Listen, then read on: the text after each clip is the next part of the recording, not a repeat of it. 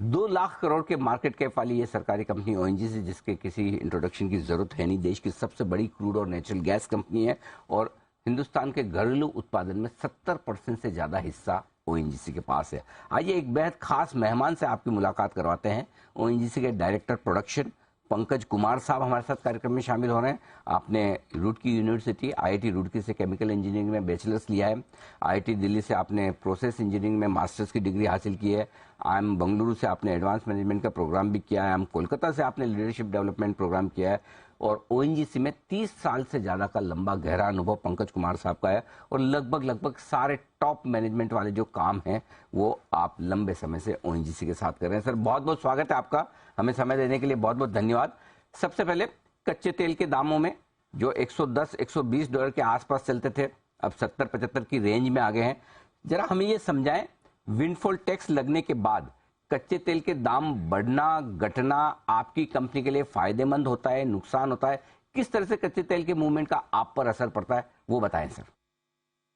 देखिए, ये जो कच्चे तेल के दाम जो कि जियोपॉलिटिकल डिसरप्शंस की वजह से पिछले साल 3 डिजिट्स डॉलर में पहुंच गए थे, 120 डॉलर, उससे भी थोड़ा ज्यादा।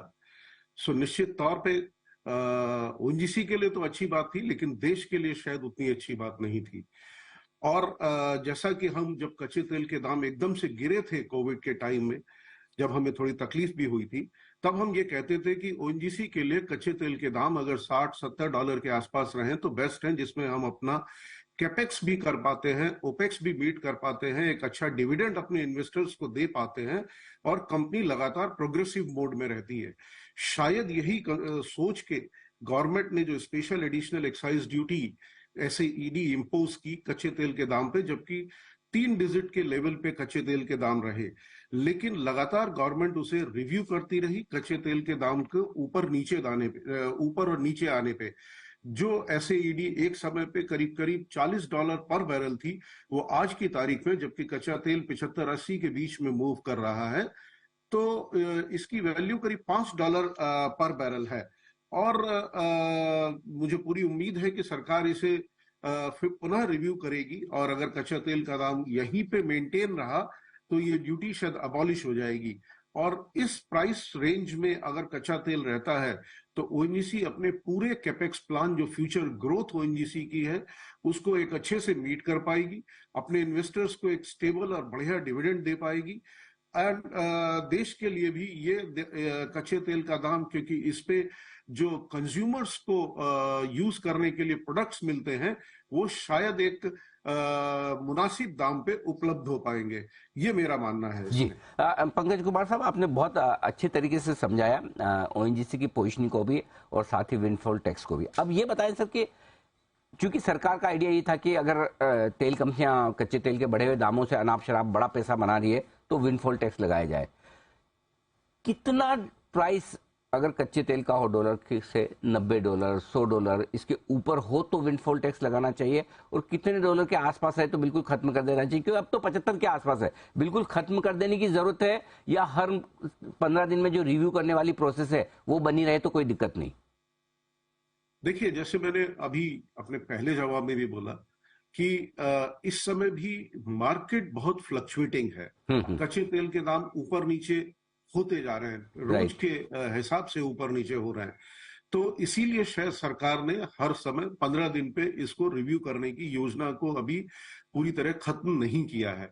और क्योंकि कच्चा तेल करीब 75-80 की रेंज में फ्लोट कर रहा है, तो विंडफॉल टैक्स या SAED जो भी बोले आप इसे, ये करीब करीब $5 पर बैरल है। मैंने तब भी कहा कि हमें पूरी उम्मीद है कि अगर इसी रेंज में क्रूड ऑयल के प्राइस मूव करते रहे तो शायद सरकार इसे पूरी तरह अबॉलिश कर देगी। लेकिन हाँ, अगर कच्चे तेल के दाम पुनः 90-100 इस रेंज में जाते हैं तो शायद सरकार इसे चालू भी रख सकती है। और अगेन दोबारा से मैं यही कहना चाहूंगा कि हमारा अपना इंटरनल मानना है कि अगर तेल का दाम 75 या इसके आसपास रहता है तो ओएनजीसी को एक अच्छा मुनाफा भी हो पाता है, हम अपने कमिटमेंट भी मीट कर पाते हैं, एक्सप्लोरेशन को पुश दे पाते हैं, कैपेक्स को पुश दे पाते हैं और इन्वेस्टर्स को एक अच्छा डिविडेंड दे पाते हैं। ठीक बात है। सर, सरकार की पूरी कोशिश है कि कच्चे तेल को जो हमें आयात करना पड़ता है, इंपोर्ट करना पड़ता है, उस पर निर्भरता कम से कम हो जाए। इस दिशा में ओएनजीसी आगे क्या प्रयास कर रही है? किस तरह के आपके एक्सपांशन प्लान से कितना निवेश आप करने जा रहे हैं, जरा वो बताएं सर। देखिए, अगर हम देखें पिछले 3 साल को, तो हमने करीब करीब 28,000 करोड़ से 29,000 करोड़ पर ईयर के हिसाब से कैपेक्स इन्वेस्टमेंट किया था और एक पेस ऑफ एक्सप्लोरेशन थी।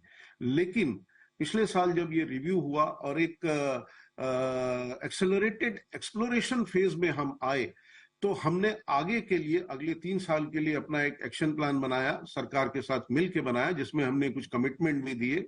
और ओएनजीसी को पूरी उम्मीद है, पूरी ओएनजीसी की कोशिश है कि अपने एक्शन प्लान के कमिटमेंट को ओएनजीसी मीट करेगा। हाँ, आगे के 3 साल में हमारा कैपेक्स बढ़ने की उम्मीद है, जो कि 28,500 से 29,000 करोड़ के रेंज में था, वो अब हम 30, 31, 32,000 करोड़ तक जाएंगे। एक्सप्लोरेशन में, जिसमें कि हमारा इन्वेस्टमेंट लगभग 8, 8,500 करोड़ पर एनम रहता था, उसको हम 10,000 करोड़ के ऊपर ले जाने की बात कर रहे हैं। हमारा जो एक्सप्लोरेशन एक्रेज है, जो आज की तारीख में लगभग 2 लाख स्क्वायर किलोमीटर है, उसको 24-25 तक 5 लाख स्क्वायर किलोमीटर पर ले जाने का हमारा लक्ष्य है और हमें पूरी उम्मीद है कि हम उस लक्ष्य को हासिल कर पाएंगे। एक्सप्लोरेशन एक अच्छा रफ्तार से होने से लॉन्ग टर्म बेसिस पे stability in terms of crude oil और गैस पैदा करने में बनी रहेगी, क्योंकि यही एक्सप्लोरेशन आगे जाके हमें कुछ नई डिस्कवरी दे सकता है, जिससे कि तेल और गैस की प्रोडक्शन को बढ़ावा मिल सकता है। आज की तारीख में ओएनजीसी का जो प्रोडक्शन है, लगभग 70% प्रोडक्शन हमारा मैच्योर फील्ड से आता है। इस प्रोडक्शन को मेंटेन करने में काफी कैपेक्स हमारा चला जाता है और डेफिनेटली जो स्मॉल और मार्जिनल फील्ड है, उनके डेवलपमेंट पे ओएनजीसी का बहुत फोकस है। अभी पिछले करीब 16-17 महीनों में हमने अपने मार्जिनल डेवलपमेंट, मार्जिनल फील्ड्स और स्मॉल फील्ड्स जो कि ऑफशोर एरिया में है, वेस्टर्न ऑफशोर एरिया में है, उसको डेवलपमेंट पे एक पूरी योजना बनाई है। इसके लिए जो हमारे बिजनेस पार्टनर्स होंगे, जो कि हमें हेल्प करेंगे नए फैसिलिटी क्रिएट करने में, उनके साथ हमने रोड शो भी किया। करीब 40-41 कंपनियां उस रोड शो में उपस्थित थी। हमने उन्हें दिखाया कि हमारा क्या इन्वेस्टमेंट प्लान है। लगभग $3.5 बिलियन का इन्वेस्टमेंट प्लान अगले 3 साल में वेस्टर्न ऑफशोर में उनको दिखाया गया।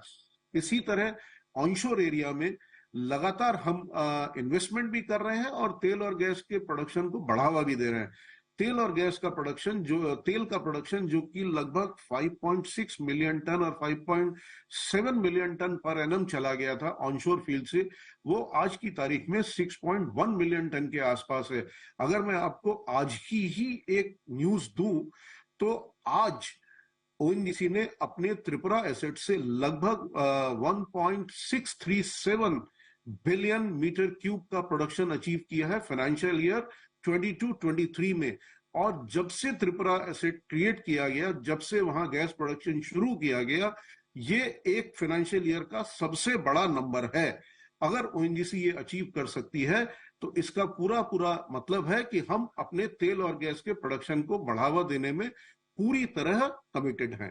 परफेक्ट, बहुत ही बढ़िया सर। आपने पूरी आउटलुक भी विस्तार से समझाए, कैपेक्स प्लान के बारे में बताया। पंकज कुमार साहब, बहुत बहुत धन्यवाद आपका हमें समय देने के लिए और हमारे दर्शकों से बात करने के लिए। ओएनजीसी के टॉप मैनेजमेंट से आपने की मुलाकात, धन्यवाद सर।